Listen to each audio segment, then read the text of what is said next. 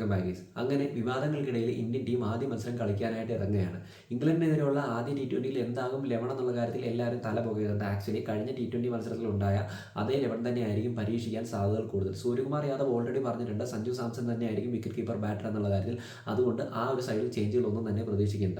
പിന്നെ വേറൊരു കാര്യം എന്താണെന്ന് വെച്ച് കഴിഞ്ഞാൽ സഞ്ജുവിനെ സംബന്ധിച്ച് ഒരു എക്സ്ട്രാ പ്രഷറുണ്ട് ഈ ഒരു സീരീസ് കളിക്കുമ്പോൾ. കാരണം നമുക്കറിയാം വിവാദങ്ങൾക്കിടയിൽ ആടി ഉടഞ്ഞുകൊണ്ടിരിക്കുകയാണ് സഞ്ജു സാംസൺ എന്ന പേര്. ആ ഒരു പ്രഷർ എന്ന് പറയുന്നത് അത്ര ഈസി അല്ല. ആ ഒരു പ്രഷറിനെ എങ്ങനെ സഞ്ജു നേരിടുന്നു, ഒരുപക്ഷെ ഒരു നല്ല സ്കോറൊക്കെ സഞ്ജുവിന് ജനറേറ്റ് ചെയ്യാൻ സാധിച്ചു കഴിഞ്ഞാൽ സഞ്ജുവിന് കിട്ടാൻ പോകുന്ന ബാക്കിംഗ് എന്ന് പറയുന്നത് ഒട്ടും നിസ്സാരമായിരിക്കില്ല. കാരണം എൻ്റയർ നേഷൻ കോൺസെൻട്രേറ്റ് ചെയ്യുന്ന ഒരു മാച്ചാണ് ഇതെന്നുള്ള കാര്യത്തിൽ സംശയമില്ല. പിന്നെ സഞ്ജു ഈ ഒരു സീരീസിൽ വലിയൊരു സ്കോറിലേക്ക് കടക്കാൻ സാധിച്ചു കഴിഞ്ഞാൽ BCCIയെ സംബന്ധിച്ച് വൻ തിരിച്ചടി കൂടിയായിരിക്കും ഇത്. എന്തായാലും ഈ ഒരു പ്രഷറിനെ എങ്ങനെ സഞ്ജു സാംസൺ അതിജീവിക്കുന്നു എന്ന് ഒരുപറ്റം ആളുകൾ നോക്കി കാണുന്നുണ്ട്. അതുപോലെ തന്നെ ഇംഗ്ലണ്ട് സൈഡിലേക്ക് നോക്കിക്കഴിഞ്ഞാൽ ഇംഗ്ലണ്ട് സൈഡിലെ ബോളിംഗ് സൈഡ് കുറച്ച് വീക്കായിട്ട് ഫീൽ ചെയ്യുന്നുണ്ട്.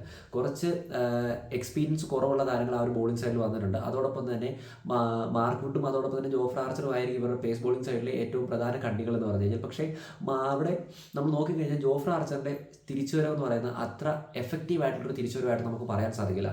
അവസാന T20 മത്സരങ്ങളിലേക്ക് എടുത്തു നോക്കിക്കഴിഞ്ഞാൽ അത്ര എഫക്റ്റീവായിട്ടല്ല ജോഫ്ര ആർച്ചർ കളിച്ചിട്ടുള്ളത്. സോ അദ്ദേഹത്തിനെ സംബന്ധിച്ച് നിർണായകമായിട്ടൊരു സീരീസ് തന്നെയായിരിക്കും ഫോം വീണ്ടെടുക്കാനുള്ളത്. അതോടൊപ്പം തന്നെ മാർക്ക് വുഡും മറ്റൊരു ഘടകമാണ് ഇംഗ്ലണ്ടിൻ്റെത്. നമ്മൾ ഈ ഒരു പ്രോബബിൾ ലെവലിലേക്ക് നോക്കിക്കഴിഞ്ഞാൽ ഇന്ത്യൻ ലെവലിൽ വലിയ വ്യത്യാസങ്ങൾ ഈ ഒരു ലെവലിൽ നിന്ന് വരാൻ സാധ്യതകളില്ല. ഞാൻ എടുത്തു വെച്ചിട്ടുണ്ട്.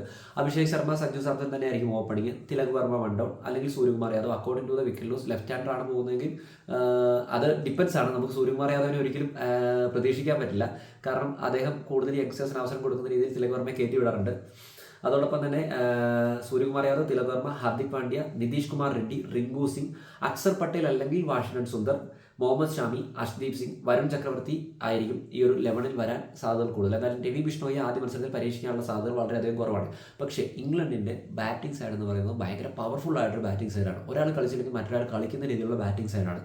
ആ ഒരു സൈഡിലേക്ക് എത്രത്തോളം എഫക്റ്റീവായിട്ട് ബോൾ ചെയ്യാൻ സാധിക്കും നമ്മൾ കണ്ടിട്ടുണ്ട്. അതോടൊപ്പം തന്നെ ഷമിയുടെ തിരിച്ചുവരവും എല്ലാവരും നോക്കിയിരിക്കുന്ന ഒരു കാര്യം തന്നെയാണ്.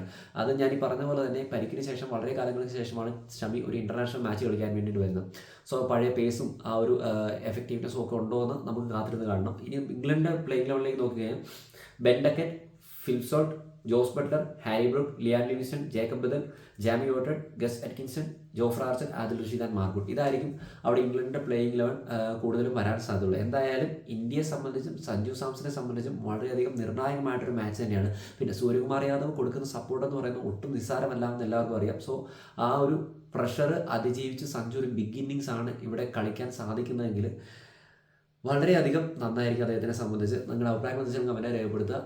അപ്പോൾ ഈ ഒരു വീഡിയോ വിളിച്ച് ബൈ ബൈ.